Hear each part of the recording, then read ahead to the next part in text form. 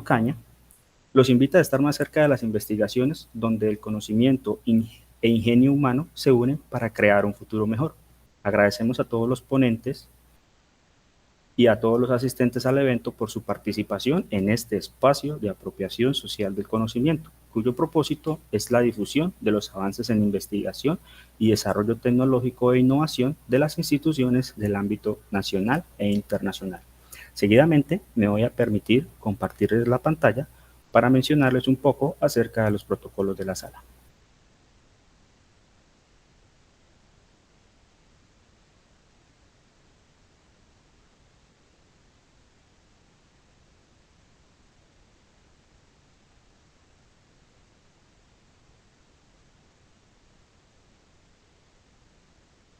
Bueno, a continuación les voy a dar a conocer los protocolos de las salas para la octava Semana Internacional de Ciencia, Tecnología e Innovación. La octava Semana de la Ciencia, Tecnología e Innovación será grabada por funcionarios de la UFPS de acuerdo con los fines de la citación y de los que definan en la reunión, así como para el cumplimiento de los fines legales, contractuales, misionales y de seguridad. Todos sus datos serán tratados acorde a la Ley 1581 del 2012, sus decretos reglamentarios y la política de tratamiento de datos personales de la UFPS, en la cual se informan los derechos que le asisten como titular y la forma de hacerlos efectivos. Estas normas las podrán consultar por el portal institucional www.ufps.edu.co. Las reuniones tendrán el carácter de confidencialidad e institucionalidad y no podrán ser utilizadas para fines diferentes a los acordados. Al ingresar a la sala de la octava Semana Internacional de Ciencia, Tecnología e Innovación, usted autoriza esta grabación de forma inmediata. La octava Semana de la Ciencia, Tecnología e Innovación será llevada a cabo a través de las plataformas Google Meet. Se verificará la hora de inicio de la reunión y se debe ingresar con 15 minutos de anticipación, ya que se comenzará cumplidamente a la hora especificada. Al ingresar se deben asegurar que tanto la cámara como el micrófono se encuentren desactivados. Se espera en la sala en silencio mientras el moderador da inicio a su reunión. El uso del chat de la plataforma Google Meet está reservado para las preguntas, razón por la cual deben evitarse comentarios, saludos o formulación de preguntas que no sean requeridas. Si falla la conexión con la presentación institucional o la conexión de la plataforma Google Meet, se debe permanecer en silencio mientras la persona encargada se soluciona el inconveniente. Si existe una falla en la conexión de su computador, reinicie el módem y verifique que al ingresar nuevamente su micrófono y cámara estén desactivados. Ante un corte imprevisto de energía eléctrica, se recomienda ingresar desde un PC portátil con suficiente carga de almacenamiento y tener a la mano un teléfono celular con datos suficientes para la navegación. El ingreso de las sesiones remotas será a través del correo electrónico. Para una adecuada identificación, el participante escribirá en su perfil de ingreso el primer nombre junto al primer apellido. Se deben evitar el uso de seudónimos. Cada participante tendrá predeterminada una fotografía actualizada de su rostro en primer plano. La presentación personal debe estar acorde con la ocasión. Se debe adecuar el lugar de trabajo en un contexto de tranquilidad y libre de cualquier ruido que pueda interferir en las diversas presentaciones. Se recomienda el uso del carnet institucional que lo representa. Muchas gracias a ustedes y, dadas las indicaciones del protocolo, vamos a dar inicio a la primera ponencia, que tiene por título Comparación calidad de vida en amputados según tipo de rodillas protésicas, orientada por el ponente Helmut Rubio. Helmut Rubio, ¿está en sala? Sí, señor, aquí me encuentro. Muy bien, muchas gracias. ¿Desea realizar la ponencia en remoto? Puedes poner el video ¿Prefiere? ya que ese sí, ya que está con el tiempo justo y aquí estoy Vale, para responder a las preguntas. vale, muchas gracias. Entonces procederé a poner el video.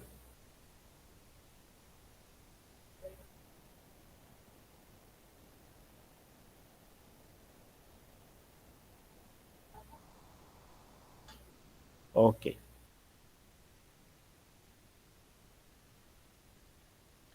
Hola, a continuación les voy a presentar la ponencia Comparación de calidad de vida en amputados según tipos de rodillas protésicas.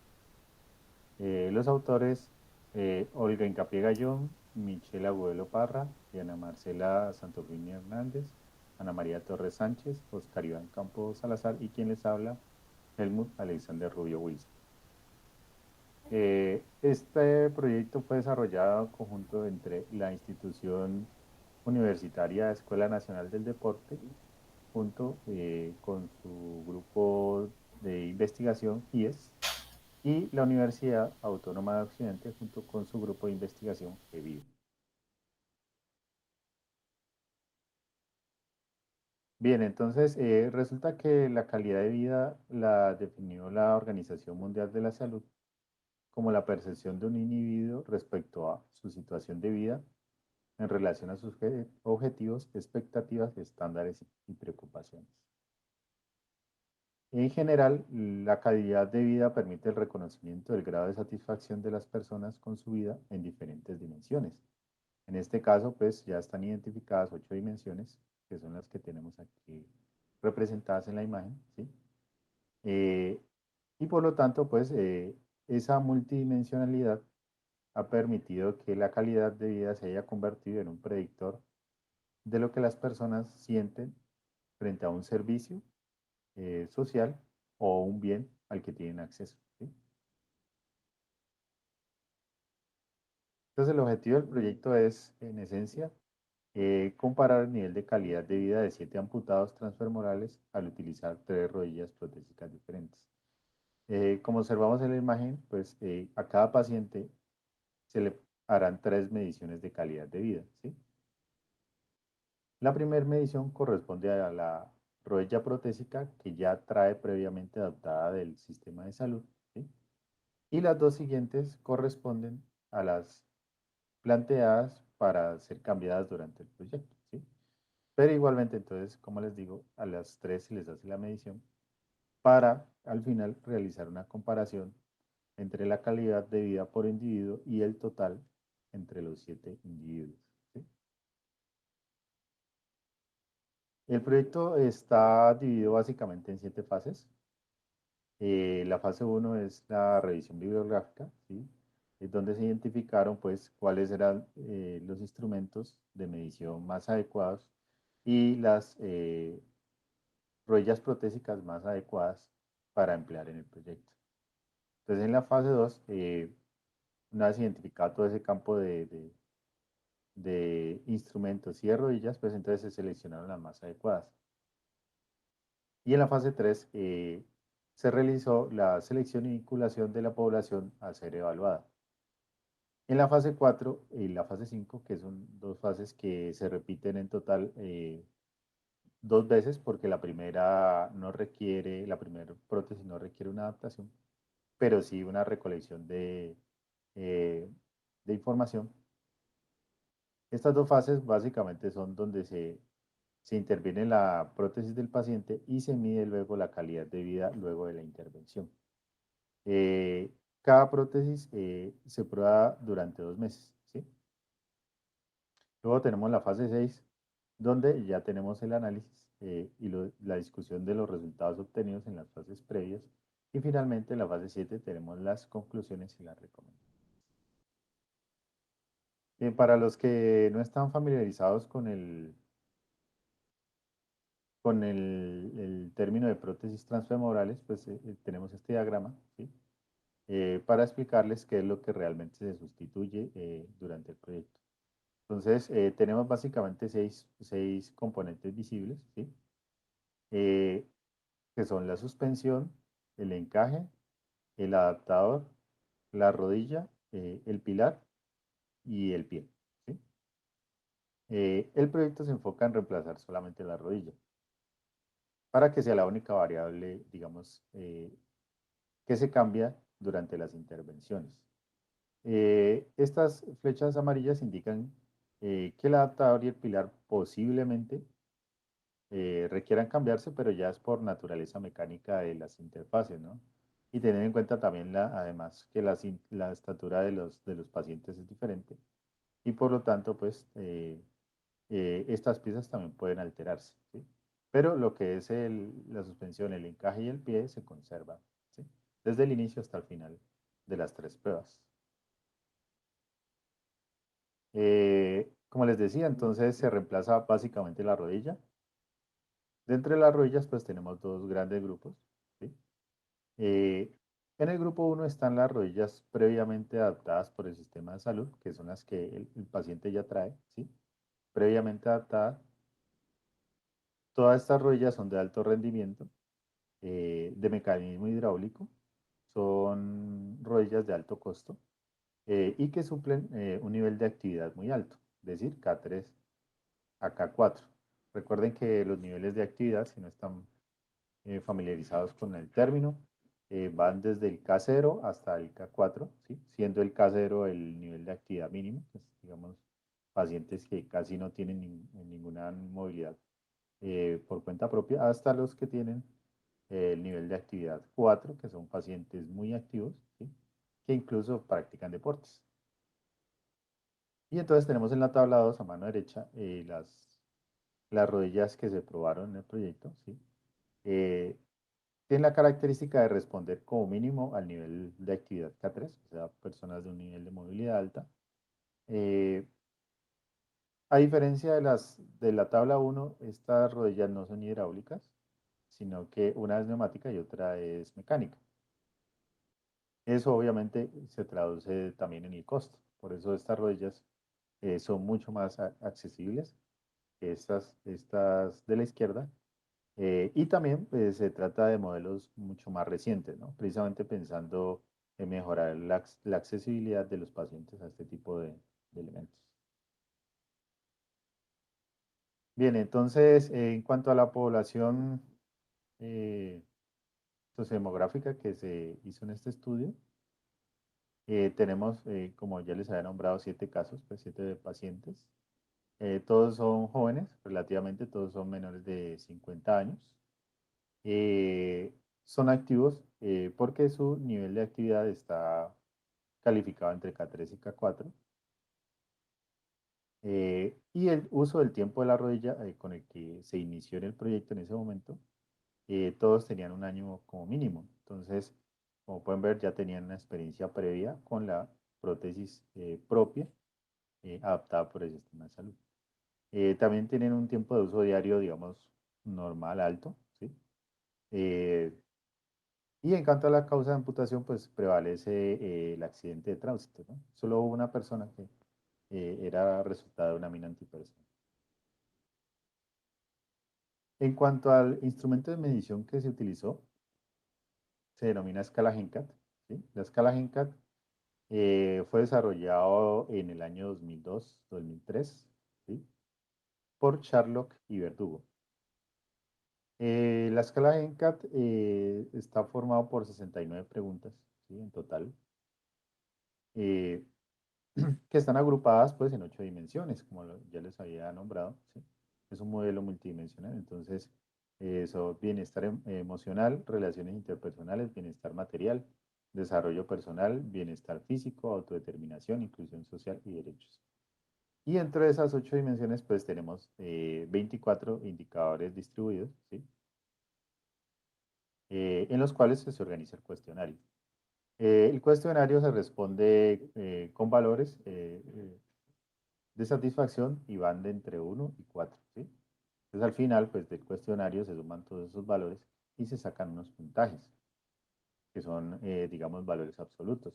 Y luego estos valores absolutos, pues se comparan eh, con una escala, ¿sí? Que es particular para determinado tipo de población y que pues fue desarrollado por los autores de GenCat.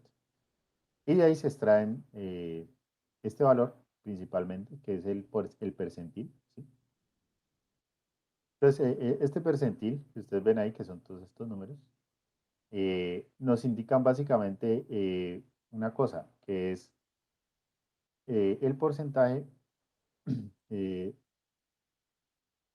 sobre el cual el informante o el autoinformante tiene un puntaje superior. Es decir, supongamos este 37%. Este percentil de 37% nos indica que en este caso el informante muestra que tiene un puntaje superior al 37% de esa población, ¿sí? O que es lo mismo, tiene un puntaje inferior al 63% de la población, ¿sí? Entonces, ¿quién es el autoinformante y el informante? El informante es una persona de personal de salud o asociada al paciente que puede también responder el cuestionario en forma paralela.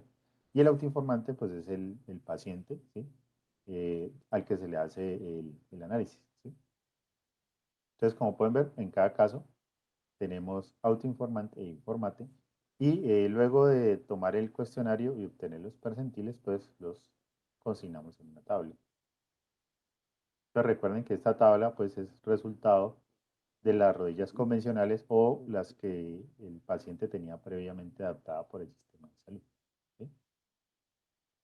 Entonces, como pueden ver, pues la variación pues es grande, digamos, entre paciente y paciente, ¿sí? Hay una correlación también entre informante y autoinformante, como pueden ver, ¿sí? En la mayoría de los casos. Eh, pero en general, pues como les decía, la idea es realizar, se hizo una vez la intervención, ¿sí? Que se hace la sustitución de la rodilla, vuelve y se repite el mecanismo de medición, ¿sí? De calidad de vida y se consignan los datos en una tabla nueva, ¿sí? Entonces, esta corresponde al de la rodilla ATK PA01, ¿sí? Y la misma situación entre los 7 casos, las 8 dimensiones, ¿sí? Y por cada uno el informante y autoinformante, ¿sí?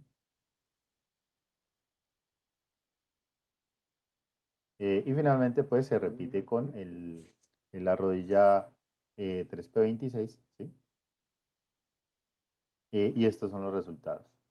En general, ¿qué sucede? Al final, digamos, se observa varias situaciones, ¿sí?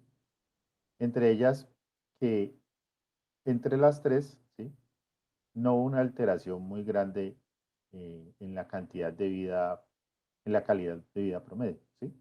Que se obtuvo luego al final de sumar, digamos, el total de todos los pacientes en cada una de las intervenciones, ¿sí? Entonces, como pueden ver, tanto en la columna del informante como el autoinformante, ¿sí? No hay una variación muy grande en el percentil promedio del índice de calidad de vida. Eh, Eso sí, ¿cómo se observa? La que obtuvo mayor percentil fue la convencional. Digamos que eso era de esperarse en el sentido de que era la rodilla que el paciente tenía mucho mayor tiempo de adaptación previa, ¿sí? Y pues teniendo además es que es las rodillas pues tecnológicamente más complejas porque son mecanismos hidráulicos. Pero sin embargo, a pesar de que las otras dos se probaron solamente con 2 meses de adaptación y son de una, digamos, una tecnología inferior y precio eh, mucho más económico, eh, el nivel de vida nos afectó demasiado, ¿sí? Como pueden ver. Entonces, ¿qué tenemos? Que en la actualidad pues existen muchas alternativas tecnológicas donde se ofrecen a los pacientes unas posibilidades para mejorar su calidad de vida. Entonces, en general, se obtuvo que en todos los casos el percentil fue superior al 75, lo que se considera como una calidad o un nivel de vida bueno, ¿sí? O una calidad de vida alta. Lo que corrobora que independientemente pues de la tecnología utilizada, en los 3 casos se obtuvo una generación de bienestar en la persona, ¿sí? Eh, También el estudio permitió evidenciar características sociodemográficas diferentes a otros estudios similares que hablan de calidad de vida, ¿sí? Lo que ocurre es que en nosotros estudios están más relacionados con enfermedades generales, pobreza o nivel educativo, ¿sí? Entonces, En esos otros más se relaciona la calidad de vida con esos otros aspectos. En este caso, nos enfocamos en cómo la calidad de vida puede alterarse cuando específicamente un paciente amputado transfemoral se le hace un cambio de rodilla, ¿sí? Y qué efectos pues podría generar ese cambio de rodilla en los pacientes, ¿sí? Las diferencias en las puntuaciones en algunas dimensiones permiten el reconocimiento de factores que inciden en la calidad de vida. Consideraciones a tener en cuenta en el diseño y construcción de tecnologías como rodillas protésicas, de manera que respondan a las necesidades de los usuarios. Entonces, fíjense que en estos casos, como les decía, se obtuvieron puntajes diversos, ¿sí? A pesar de que la muestra no fue muy grande. eh, y en general, la calidad de vida fue buena en las tres situaciones. Dependiendo de la rodilla utilizada, ¿sí? Alguna presentaba desventaja o ventaja en algún aspecto, ¿sí? Por ejemplo, una de estas era, digamos, sumergir en el agua, ¿sí? Y por ejemplo, en una situación, digamos, en un entorno como el nuestro, donde la mayoría de pacientes les gusta ir, digamos, a ríos y a piscinas, esa característica puede ser relevante, ¿sí? Y puede eh, inconscientemente mejorar la calidad de vida de la persona y esa mejora reflejarse en los puntajes obtenidos, ¿sí? Otra, por ejemplo, era más liviana que la otra, ¿sí? Que las otras tres. Entonces, digamos, pacientes donde tienen, digamos, una potencia muscular inferior, entonces pueden percibir una mejora en su calidad de vida en base en ese aspecto, ¿sí?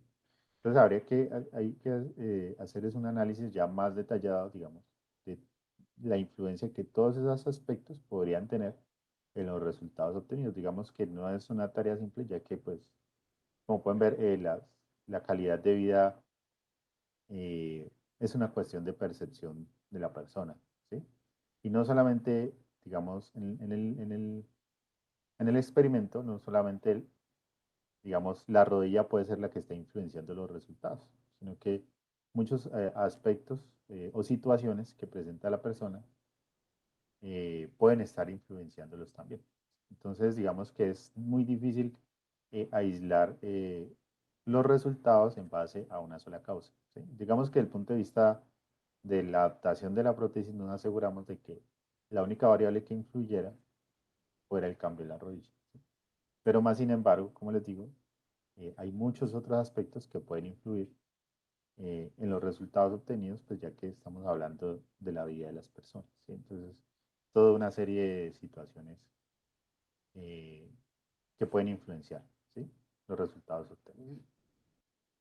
Pero a pesar de todo, pues es un estudio valioso, donde nos muestra que efectivamente las dos rodillas que se probaron, eh, a lo que, digamos, uno inicialmente podría pensar, no afectó negativamente la calidad de vida, a pesar de que su tiempo de adaptación fue menor, ¿sí? Porque apenas fue 2 meses, comparado con el año mínimo que tenían la rodilla anterior. Y también teniendo en cuenta el costo, ¿no? Que son rodillas muchísimo más económicas comparadas con las que tenían previamente adaptada por el sistema de salud. Bien, entonces esa es, resume nuestra presentación de resultados. Aquí tenemos las referencias. Muchas gracias por su atención. Hasta luego.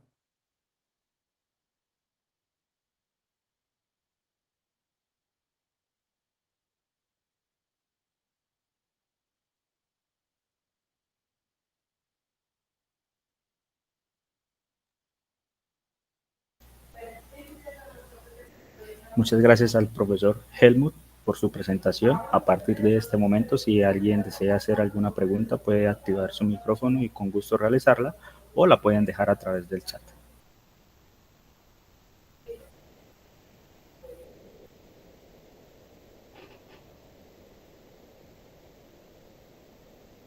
Ok, aquí en el chat.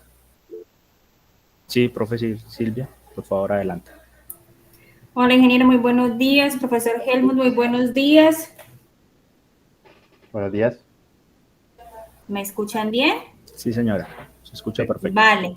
Entonces, a mí me parece muy interesante los hallazgos que muestra el profesor Helmut, pero yo tengo más, o sea, como un poquito de curiosidad, porque al ver las 8 dimensiones del GENCAT, tú ves de que tú tuviste dos tipos de población diferentes, ¿sí?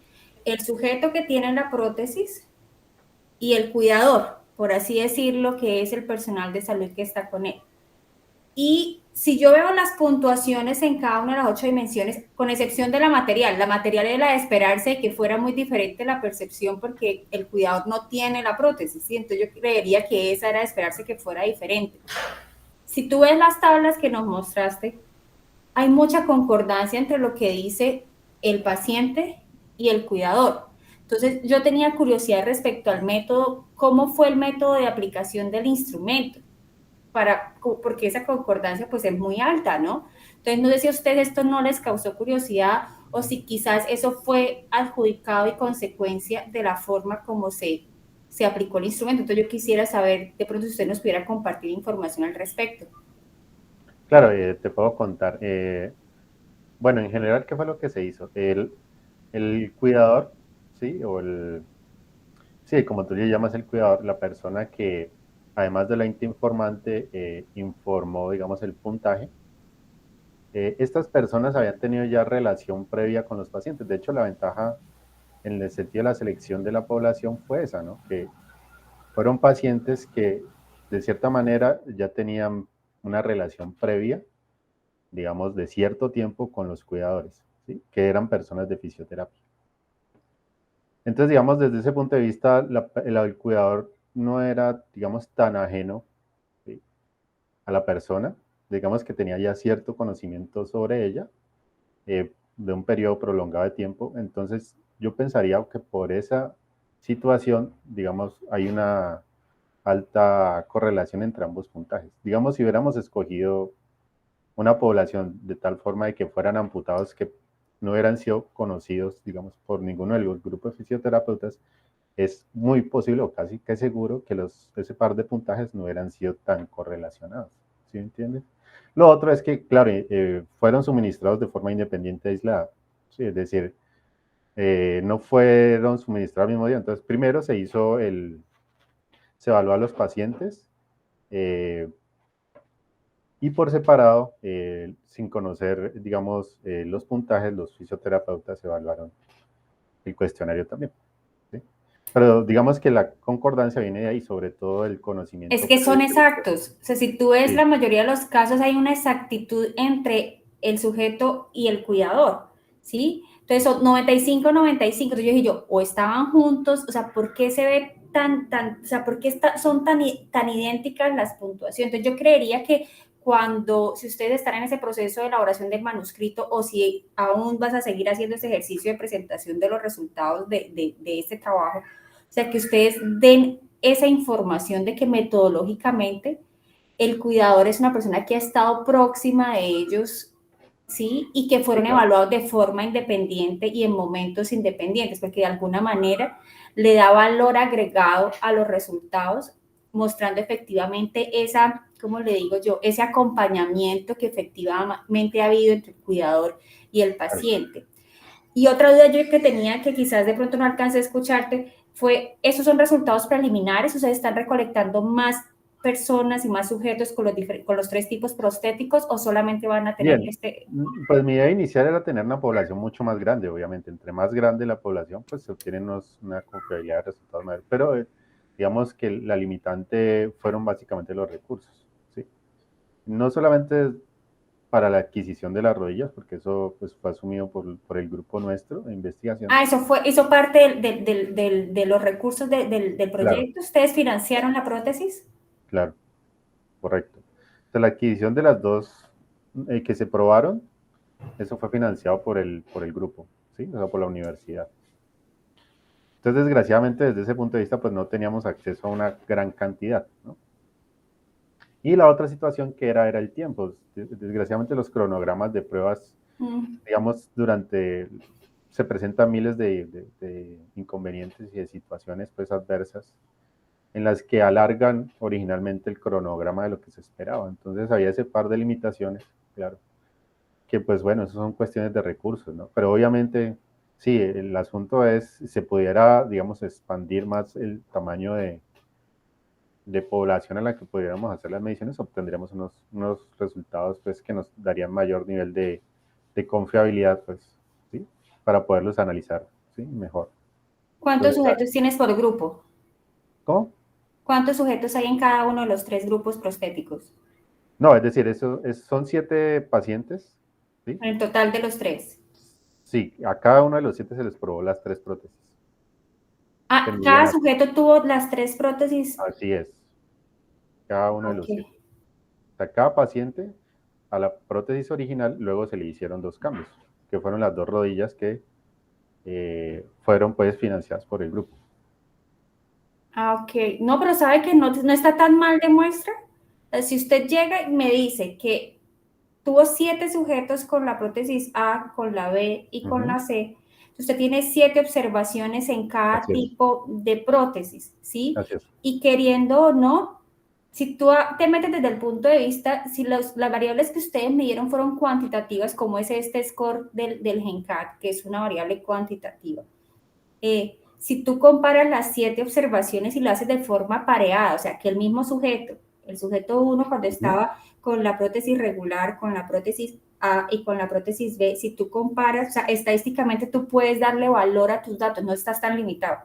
Ah, ok. Sí, no. Pues si fueran sujetos independientes en cada grupo, entonces tienes 3 en uno, No, 4 no, en el no. otro. No, entonces si tú tienes los mismos 7 y son el mismo sujeto, o sea, estadísticamente yo te recomendaría que te asesores bien para que hagas un modelo de análisis que sea donde el mismo sujeto se compara consigo mismo en los diferentes momentos con con cada recurso. Sí, claro, sí, es ¿Sí? correcto. Entonces tú puedes llegar y mirar si hubo alguna variación. En este caso estás presentando calidad de vida y si de alguna manera se puede relacionar esa variación en la calidad de vida con el equipo prostético o si hay otras situaciones que tú hayas medido adicionales de ese contexto de cada momento cuando lo evaluaste. Sí, Entonces, ahí te interrumpo, en realidad hicimos 3.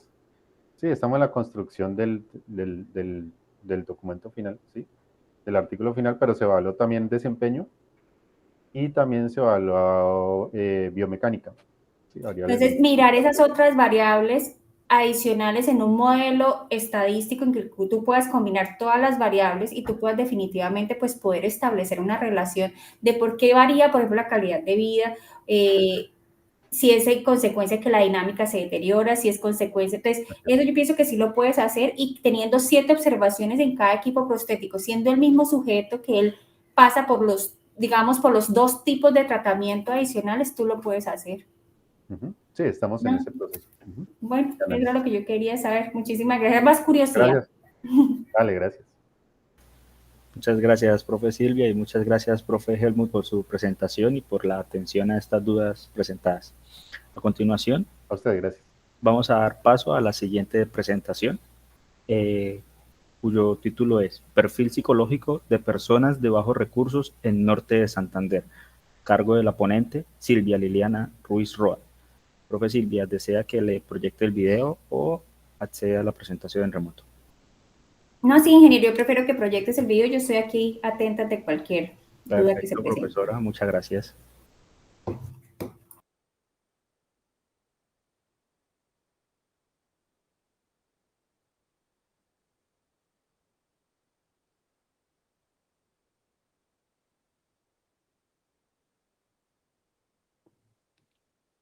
Muy buenos días. El día de hoy voy a presentarles los resultados del trabajo de investigación titulado Perfil psicológico de personas de bajos recursos en Norte de Santander. Este trabajo fue desarrollado por 2 docentes investigadoras del programa de enfermería de la Universidad Francisco de Paula Santander, la profesora Sandra Milena Martínez Rojas, quien es la coordinadora del curso de Cuidado del Adulto 2 y pertenece al grupo de investigación Cuidado de Enfermería GISE, y quien les habla, Silvia Liliana Ruiz, quien soy docente investigadora del Grupo de Investigación de Salud Pública. A manera de introducción, entonces la salud mental es un componente de la salud humana, cuyo enfoque principal es la magnitud de positividad y de felicidad que genera grandes beneficios para la salud física y mental, como ya ha sido comprobado en la literatura.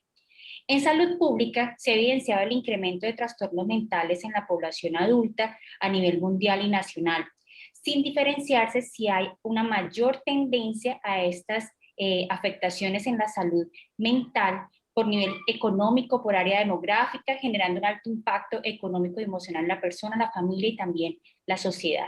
La pandemia a consecuencia del virus del SARS-CoV-2 o COVID-19, que es en la cual estamos hace casi 2 años, ha sido relacionada como un factor de riesgo para la salud mental de todo el mundo. Sin embargo, no hay una claridad efectiva sobre los efectos de la pandemia en la salud mental de individuos y colectivos. Dado estos antecedentes, entonces el objetivo de nuestro trabajo fue establecer ese perfil psicológico de integrantes de familias de escasos recursos durante el periodo de emergencia sanitaria por la COVID-19, dado que al inicio, los primeros 6 meses de la pandemia, las clases menos favorecidas fueron las más afectadas con las mayores tasas de infección y de letalidad en el país. Entonces, la metodología que nos formulamos fue desarrollar un estudio cuantitativo descriptivo transversal. Tuvimos una muestra aleatoria simple conformada por 83 sujetos, todos ellos integrantes de 35 familias de los estratos 1, 2 y 3 y residentes del área urbana de municipios del norte de Santander en el periodo de confinamiento de marzo a septiembre de 2020, que fue el primer semestre del periodo de pandemia. El distrés psicológico fue establecido mediante la aplicación de la escala Índice de Bienestar General Psicológico, con las siglas PGWI, por su significado en inglés, y su autor es Harold Dupuy, y está constituida por 22 ítems divididas en 6 categorías de evaluación tipo Likert, con un rango de evaluación de 0 a 5. Este instrumento está dividido en 6 categorías de evaluación, donde se evalúa entonces percepción y presencia de síntomas de ansiedad, de depresión, el estado de ánimo positivo, la vitalidad, el autocontrol y la percepción de salud general que tiene cada sujeto. El instrumento da una valoración numérica y nos permite como un todo, de forma global, establecer 4 perfiles. Primero, la presencia de distrés psicológico severo, cuando hay puntuaciones más bajas de 0 a 60 puntos, un distrés psicológico moderado con 61 a 72 puntos, sin distrés psicológico de 73 a 95 puntos, y la presencia de bienestar psicológico cuando tenemos las mayores puntuaciones de 95 a 110 puntos. Este instrumento cuenta con la traducción al español e indicadores de validez y confiabilidad, y ya fue usado en población colombiana. Asimismo, las autoras contamos con la licencia para su uso. Esta investigación contó con la aceptación voluntaria de cada participante mediante el diligenciamiento de consentimiento informado, y los datos fueron obtenidos los datos serán presentados a través del uso de frecuencias absolutas y relativas.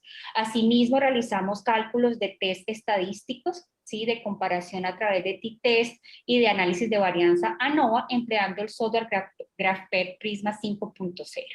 En esta parte inferior podemos ver entonces los resultados. A su izquierda entonces vamos a ver en la tabla número 1 efectivamente esas variables sociodemográficas que nos confirman que son personas de escasos recursos. A nivel general, entonces la edad, podemos ver de que la mayoría de las 83 personas que estudiamos estaban en el rango de edad de 36 a 48 años, con un 40% de la muestra, de género femenino con un 59% de la muestra. El estado civil en la mayoría de ellos era el estado civil casado, con un 41%.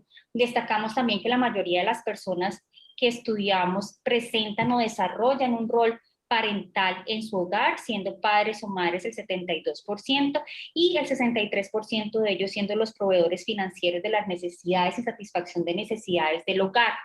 Esos ingresos económicos y que nos permiten confirmar que son familias de escasos de recursos, podemos entonces confirmarlos porque ellos declararon que tenían hasta un salario mínimo de ingresos mensuales legales vigentes en ese periodo de pandemia, y el estrato de la vivienda donde ellos vivían es el estrato 1 y 2 predominantemente, residiendo en esos hogares hasta 5 personas en cada uno de esos hogares, ¿sí? Teniendo inclusive el 83% de la población viven en sus casas hasta 5 personas. En la siguiente tabla, que es la donde vamos a establecer cómo se comportaron y mostrarles cómo se comportaron las 6 características del instrumento PGWI y cómo fue la puntuación del score general del instrumento. Entonces podemos ver que la ansiedad estuvo ausente en 83% de las personas encuestadas, la depresión también estuvo ausente en 98% de ellos, la sensación de bienestar y positividad estuvo presente en 68% de los estudiados, la sensación de autocontrol también estuvo presente en 94%, una percepción positiva sobre su estado de salud en 83% y una vitalidad presente en 87%. A pesar de esas puntuaciones individuales y que nos permiten ver como un perfil positivo en el instrumento, en sus categorías, en sus 6 categorías que lo conforman, el score general del instrumento nos permitió identificar que 25% de la muestra estudiada tiene algún grado de distrés psicológico, ya sea severo o sea moderado, y que la mayoría de ellos no presentan ningún distrés, ¿sí? 63%, sin que esto llegue a decir o a confirmar que efectivamente hay un bienestar psicológico. Asimismo, en función de estas categorías en las cuales dividimos las variables sociodemográficas de edad, género, estado civil, rol en el hogar, nosotros realizamos una comparación de las puntuaciones que se obtuvieron en cada una de las 6 categorías del instrumento: ansiedad, depresión, bienestar, autocontrol, percepción de la salud y vitalidad, y las comparamos entre sí en función de esas variables sociodemográficas. ¿Y qué pudimos encontrar? Logramos encontrar que hay una mayor ansiedad en las personas del género femenino, con una diferencia estadística de P0.02, y hay una mejor percepción de la salud general en las personas más jóvenes, en el rango de edad de 18 a 35 años, y mucho menor, ¿sí?, cuando vemos que son las personas que desempeñan un rol parental en el grupo familiar. Entonces ellos tienen esa percepción de la salud como más, en esos primeros 6 meses de pandemia la sienten o tienen puntuaciones menos favorables que el grupo más joven. ¿Qué podemos entonces concluir con estos resultados? Primero, que las familias estudiadas pues están integradas con 1 a 5 personas que residen en la misma residencia o en el mismo hogar, son viviendas de estratos bajos, de 1 y 2 predominantemente, y teniendo ingresos familiares o menores a un salario mínimo mensual legal vigente. No presentan antecedentes de enfermedad crónica o aguda durante estos 6 meses de confinamiento iniciales y tienen una percepción positiva del estado de salud en general, ¿sí?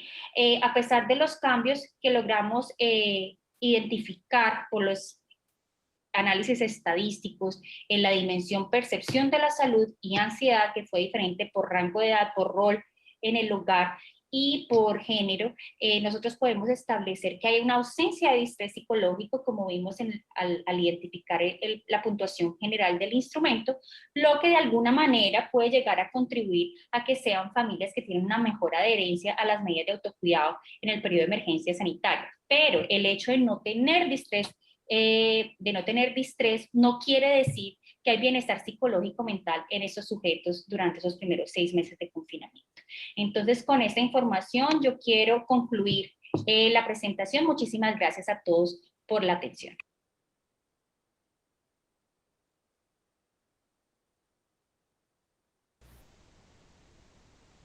Muchas gracias a la profesora Silvia Liliana Ruiz Roa.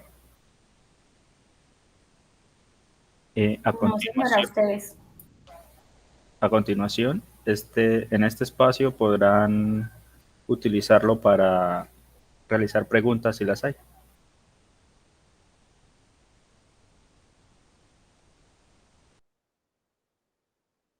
Profesora Gloria, adelante. Buenos días. No, quería preguntarles a las investigadoras, pues, ¿cuál fue la razón de la muestra? ¿Por qué esa cantidad y no otro número? Como para saber, porque dicen que lo aplicaron en varios municipios del área metropolitana. Entonces, ¿cuál fue como la inferencia que hicieron para trabajar la muestra?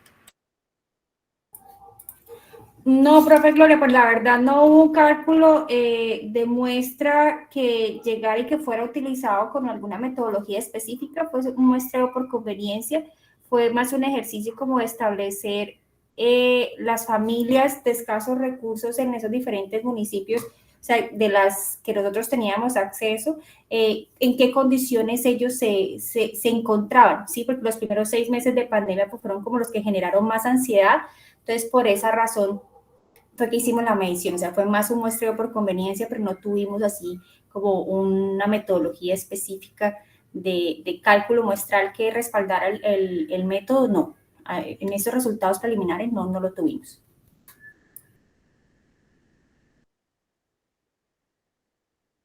Listo, Muchas gracias, gracias. profesor. Si alguien, gracias, profe Gloria, por su pregunta.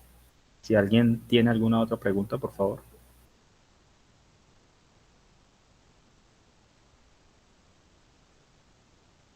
Ok. Sin más preguntas de momento, vamos a dar paso a la siguiente ponencia que lleva por título Incidencias de políticas públicas para el control y prevención de enfermedades transmitidas por vector, a cargo de la ponente Torcoroma Velázquez y María Camila Sánchez Velázquez.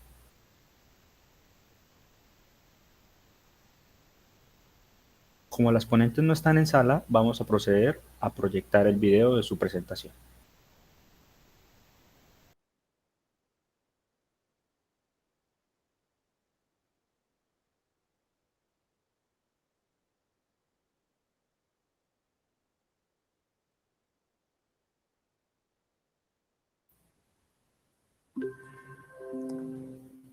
Muy buenos días.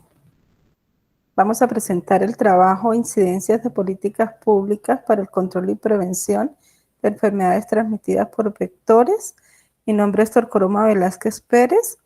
Trabajamos con María Camila Sánchez y Hugo Fernando Castro Silva, del Grupo de Investigación GITID, en unión la Universidad Francisco de Paula Santander Ocaña, la Universidad Pedagógica Tecnológica de Colombia, UPTC, sede Sogamoso.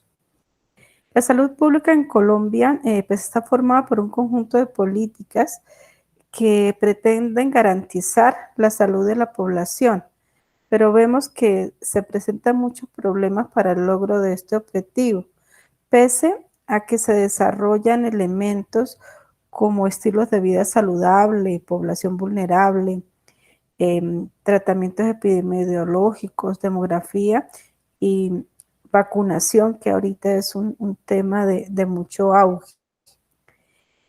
Según el Ministerio de Salud, vemos que las enfermedades transmitibles más frecuentes en Colombia son el COVID-19, la infección respiratoria aguda IRA, Zika, dengue, chikungunya y Chagas, entre otros. En esta investigación nos interesa revisar esa incidencia de las políticas públicas en una de estas enfermedades transmitidas por vectores que tiene mucha relevancia, como lo es el dengue. Para esto se analizó una década de casos presentados en Medellín. Desde allí también vemos legislaciones que tienen que ver con el Sistema General de Seguridad Social en Salud, donde se definen el conjunto de políticas para poder garantizar la salud de la población. También es importante revisar que el dengue es una enfermedad que se estima que el 40% de la población mundial vive en zonas de riesgo de infección, que produce más de 20,000 muertos por dengue cada año en más de 125 países endémicos. Y esto lo vemos relacionado también en América, donde tenemos mayor incidencia a presentar esta enfermedad. Este trabajo es una investigación descriptiva con un enfoque cualitativo. Se desarrolló en 3 fases, donde se utilizó alfa de Cronbach para medir el estudio de fiabilidad de la muestra, revisar las correlaciones entre los diferentes ítems.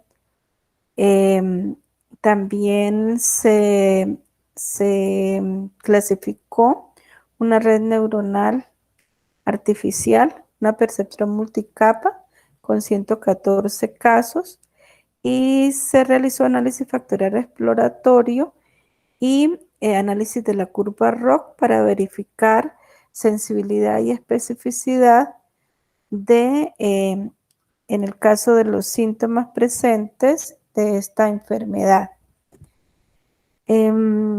vemos que dentro de los casos presentes en Medellín, inicialmente cruzamos los tipos de dengue sin signos de alarma, con signos de alarma y dengue grave relacionados por sexo con distinta afiliación en salud, tanto en régimen contributivo, subsidiado, excepcional, especial y no asegurado. Y de igual manera, ¿dónde estaba presente la atención? Los casos que eran llevados al hospital y los casos en que no, aunque tuvieran presentes signos de alarma y dengue grave. Posteriormente, teniendo en cuenta el alfa de Cronbach's, con estos resultados nos dio una muestra fiable. Se empezó a clasificar los elementos que mayor tuvieran relevancia para tener una muestra de 114 casos. Y de allí se establecieron como variables el sexo, el tipo de casos, desplazamiento, síntomas como dolor articular, cefalea, erupción, dolor abdominal, vómito y hemorragia. De allí se pudieron analizar ciertos elementos como los tipos de casos probables con desplazamientos de pacientes en edades de 14 años presentando predominancia de síntomas como cefalea, dolor en articulaciones, dolor abdominal y vómito. Los casos que no han tenido desplazamientos y los rangos de edades y los síntomas más frecuentes de ellos. También donde fueron confirmados estos casos, los más frecuentes fueron en laboratorio y se presentaron 3 casos que fueron confirmados por nexo epidemiológico entre edades de 12, 22 y 91 años. Y allí los síntomas más frecuentes fueron cefalea y dolor en las articulaciones. Después de verificadas también estas tendencias con estos síntomas, se procedió a entrenar una red neuronal artificial con estos 114 casos, dentro de ellos tomados 99 con esa incidencia. Una parte se entrenó y otra se trabajó como prueba, siendo las entradas los síntomas y las salidas los tipos de dengue presentes.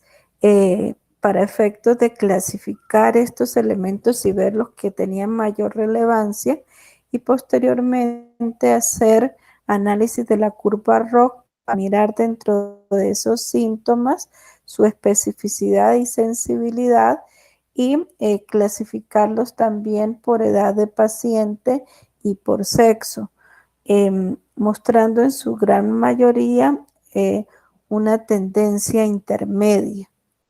Como conclusión podemos tener que se deben considerar tanto lo político, lo estratégico y lo operativo para esas políticas públicas, que esa gestión se está abordando desde lo epidemiológico, el manejo integrado de vectores, medioambiental, atención al paciente, laboratorio y vacunación.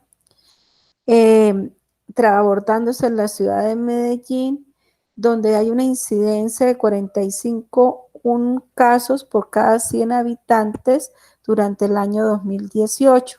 Y hay una meta de letalidad de estos dengues, tanto menores como graves, en tenerlo en menor del 2%.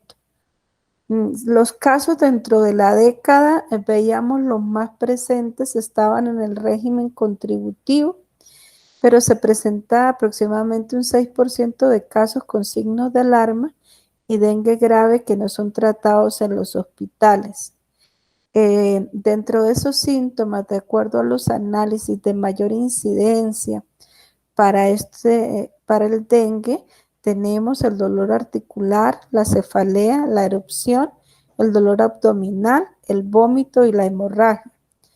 Dentro de esas acciones implementadas en Medellín ha estado la vigilancia epidemiológica la evaluación del manejo clínico de los pacientes, las visitas de control químico en viviendas, establecimientos, donde se busca y se eliminan los criaderos de zancudos, tanto en hogares, establecimientos de salud y de educación, la capacitación a profesionales de las IPS de las ciudades y las actividades comunitarias.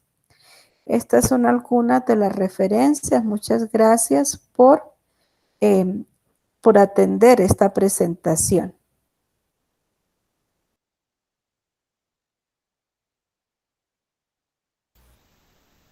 Agradecemos la presentación de la doctora Torcoroma. Seguidamente, debido a que pues, no se encuentra en sala, vamos a dar inicio con la presentación acompañamiento a víctimas del conflicto armado del sector salud en la elaboración de informes ante la JEP, orientada por la ponente Gloria Omaira Bautista Espinel. Profesora Gloria, ¿desea que proyecte su video o hacer la presentación en remoto? Por favor, lo proyectas. Muchas gracias. Claro, sí, señora, con gusto.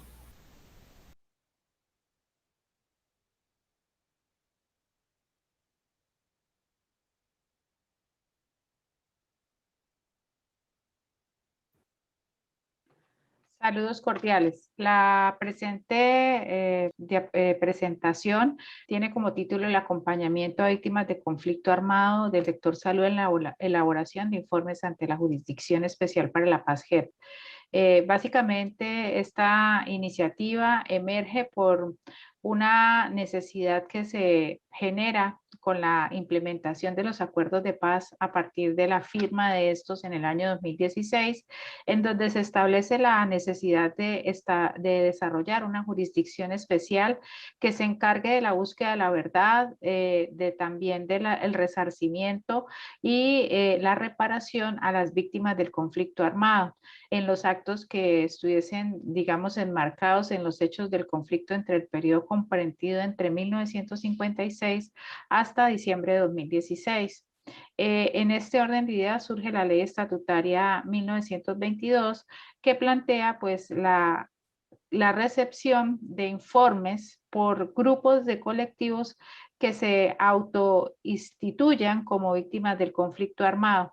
Es así como desde el año de 2018 se empieza el proceso de recopilación de informes, que es un proceso, un periodo de tiempo muy corto en el cual los grupos de víctimas que se autoacrediten como tales podrán presentar informes ante la jurisdicción con la finalidad de que se investiguen, sancionen y en algunos casos se reparen hechos ocurridos en el marco del conflicto armado con grupos específicos de población.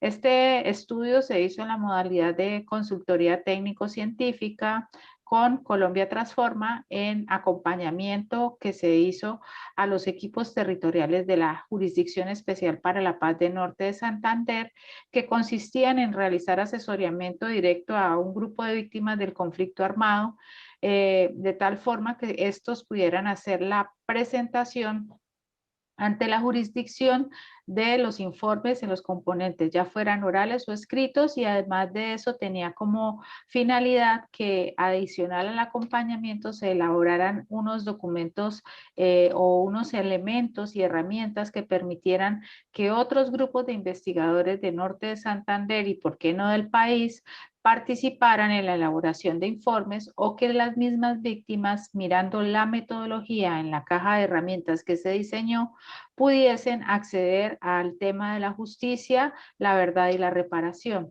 De otra parte, se desarrollaron encuentros académicos con investigadores del territorio y se articuló esta información para que ellos pudiesen hacer el respectivo acompañamiento a otros colectivos de víctimas que como tal expresaran la necesidad de elaborar informes.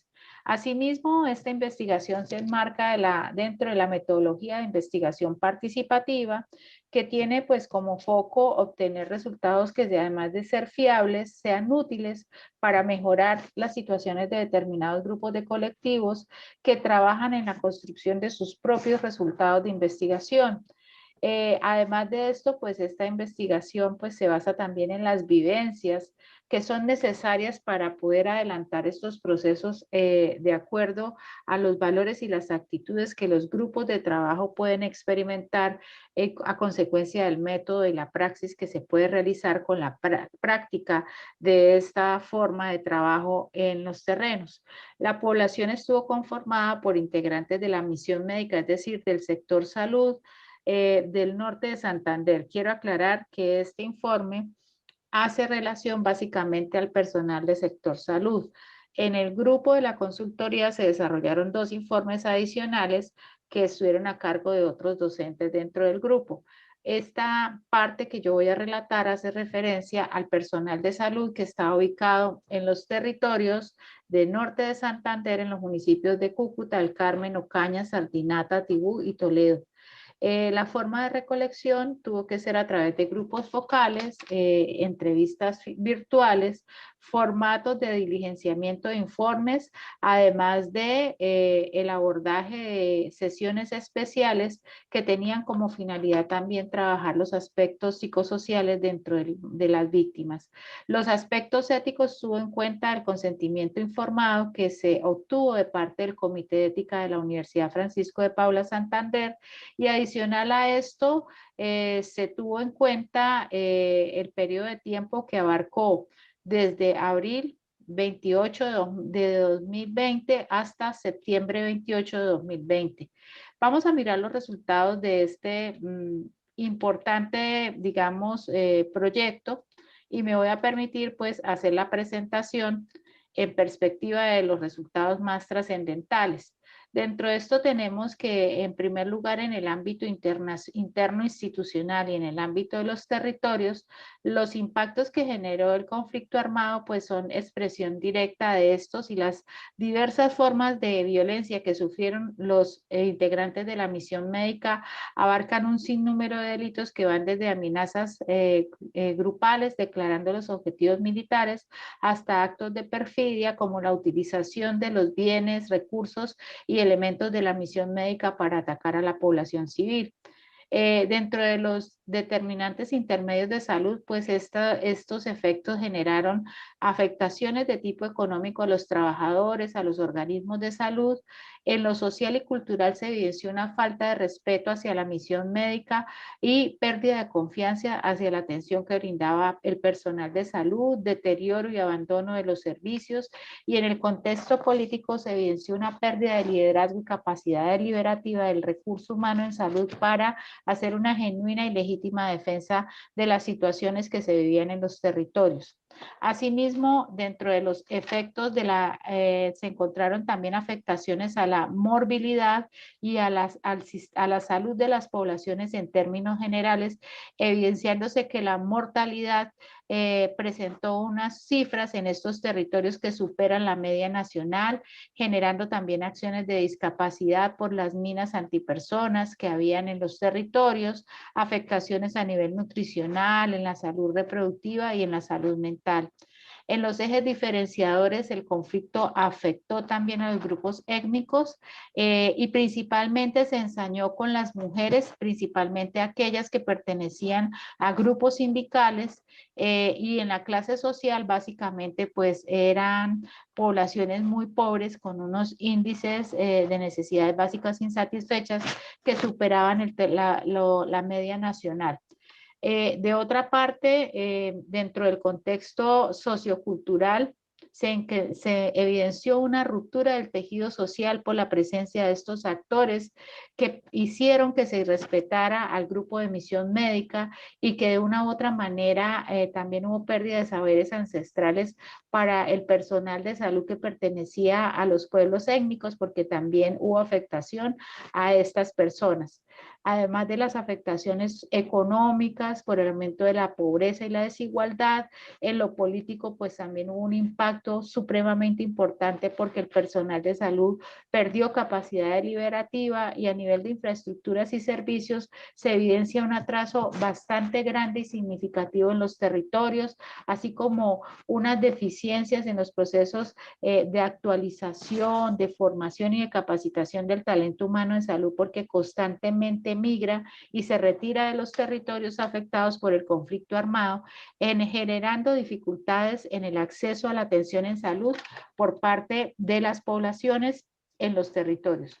Como conclusiones importantes, logramos establecer que se logró el acompañamiento a un grupo de víctimas integrantes de la misión médica, se logró elaborar informes puntuales y con el apoyo de los grupos de docentes de la Universidad Francisco de Paula Santander y el apoyo de la Universidad Libre de Cúcuta se pudo desarrollar un documento de apoyo metodológico para acompañamiento a víctimas del conflicto armado y también un documento de apoyo metodológico para investigadores en el acompañamiento de estas víctimas.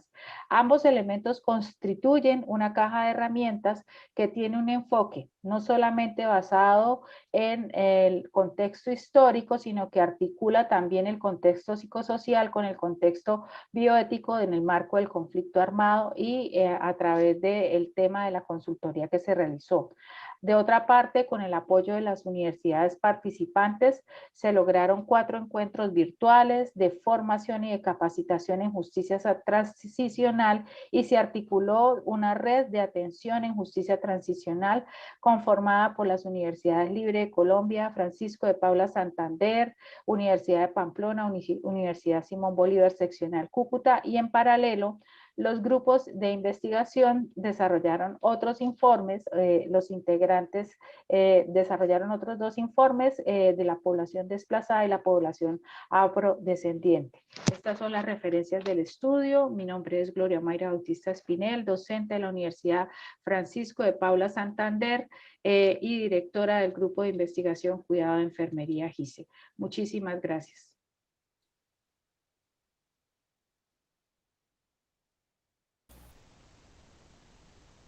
Muchas gracias, profesora Gloria, por su presentación. A partir de este momento pueden hacer uso de la palabra si desean hacer alguna consulta sobre su ponencia a la profesora Gloria.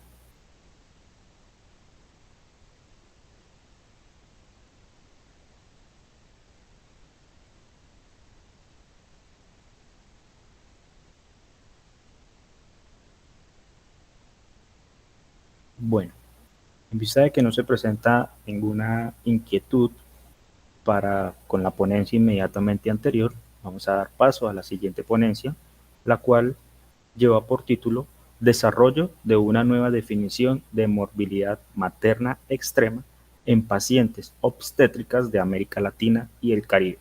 Un caso de estudio prospectivo multicéntrico de CLAP Network for Adverse Maternal Outcomes, a cargo del ponente Fabián Augusto Mesa Arnedo. Como el ponente no se encuentra en sala, me voy a permitir presentar su ponencia en modalidad video.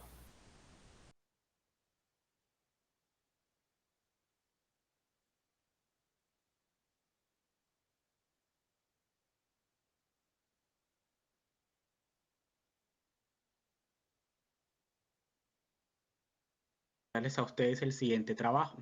Desarrollo de una nueva definición de morbilidad materna extrema en pacientes obstétricas de América Latina y el Caribe, un estudio prospectivo multicéntrico de la red CLAP-NAMOS.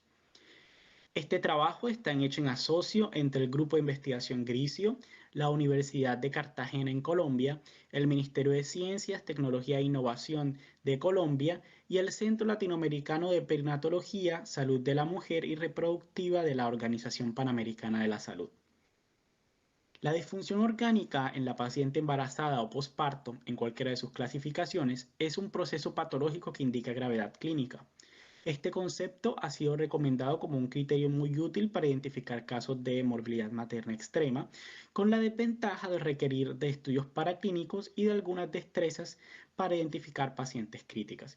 Es por eso que para definir los criterios de falla orgánica en pacientes obstétricas, la OMS convocó un consenso de expertos con el fin de definir los diferentes criterios, incluyendo puntos de corte de parámetros específicos en la paciente obstétrica que permitieran precisar cada tipo de disfunción orgánica.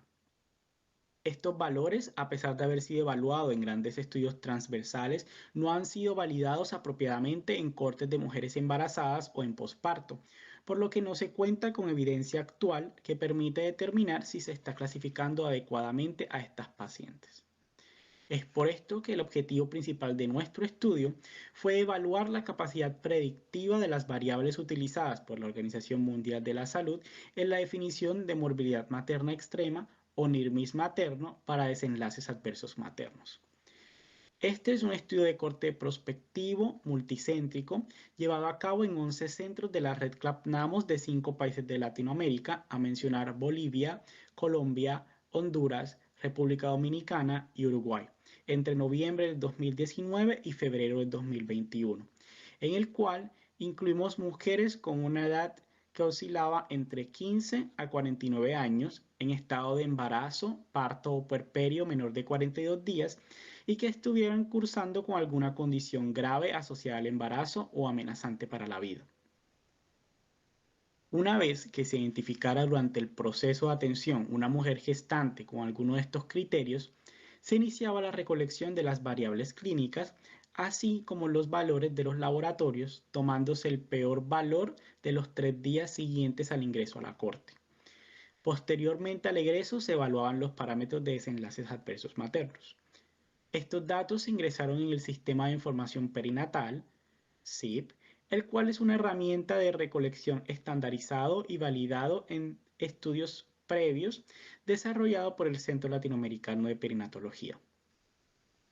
Establecimos para este estudio una definición de desenlace adverso materno compuesta básicamente por el desenlace de muerte, estancia en UCI mayor de 7 días, el requerimiento de vasopresores, ventilación mecánica invasiva, transfusión mayor o igual a 3 hemocomponentes, diálisis en insuficiencia renal aguda y reanimación cardiopulmonar. Se realizó una imputación múltiple de las variables del primer día del seguimiento de las pacientes. Posteriormente se estableció el odds ratio diagnóstico y el índice de Youden de cada laboratorio utilizado para diagnosticar disfunción orgánica y se tomó como punto de corte para predecir desenlaces adversos maternos aquellos con el mejor índice de Youden que además tuvieran un odds ratio diagnóstico significativo.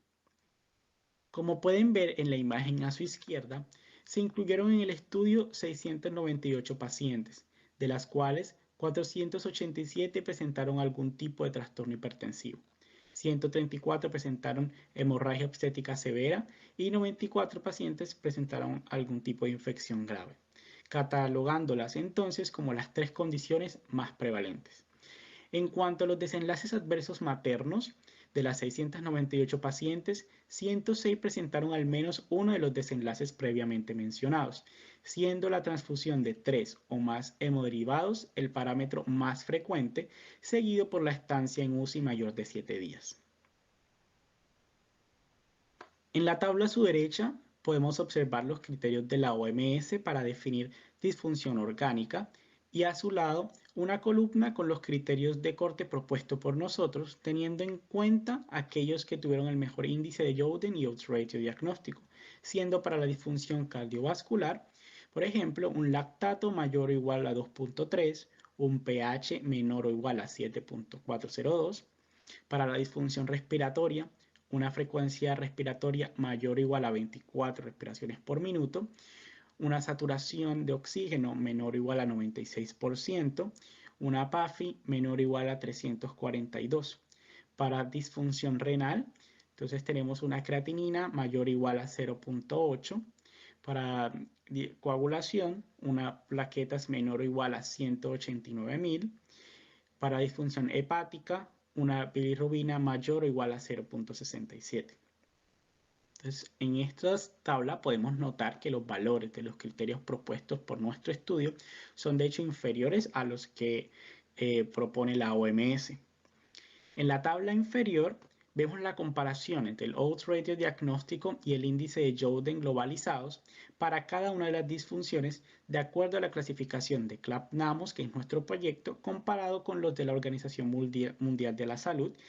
Y en las últimas dos columnas aparece la diferencia de los odds ratio diagnósticos, que si se dan cuenta, para todas las disfunciones mostraron que no había diferencia significativa desde el punto de vista estadístico entre los puntos de corte que nosotros encontramos y los puntos de corte que tiene definida la OMS para los desenlaces que fueron de interés en el estudio. Todos los odds ratio diagnósticos fueron superiores a 1. Es decir, hay una asociación con la mayor frecuencia del desenlace de interés. La importancia de estos resultados es que definitivamente un punto de corte muy inferior o diferentes a los puntos de corte que definió la Organización Mundial de la Salud en una corte prospectiva de diferentes lugares latinoamericanos tomados en la atención de los pacientes, no mostró diferencia en la capacidad de identificar a pacientes con desenlaces adversos. Y es entonces, para concluir, que con una adecuada capacidad de discriminación para desenlaces adversos maternos, nuestro estudio propone diferentes puntos de corte para criterios de morbilidad materna extrema a los establecidos por la OMS y que lógicamente deberían ser evaluados y validados en estudios posiblemente más grandes con una población un poco más diversa y lógicamente extrapolado a otras latitudes.